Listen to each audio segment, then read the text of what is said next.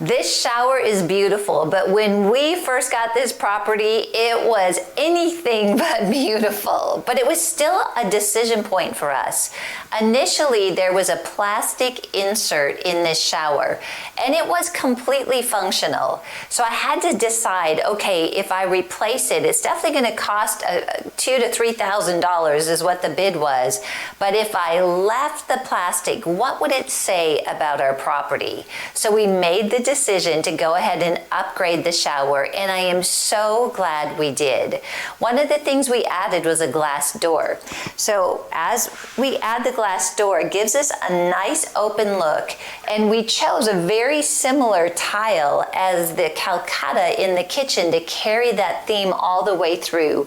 We added a light in the shower, and this investment, it was almost $1,000, but I am so glad that we made the investment. One of the last things I'm going to talk about here is when you actually do a vacation rental, I love to live in it at least for a month, in some cases 2 months. You find all the little quirks. And one of the things we discovered living here is that when you get out of the shower, there was nowhere to put the towel. So I walked in and there's a big old beach towel hanging over the glass, and I realized we've got to think about a hook.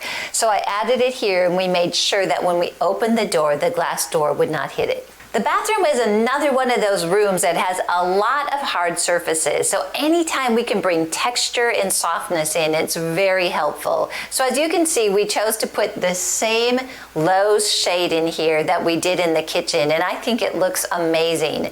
This was one of the areas that this came with the house, and ideally, I might have wanted to replace it, but when you look at the price of windows, we're like, this is fine. It keeps your privacy and it functions. And sometimes you just need to decide to leave things and do the most important items.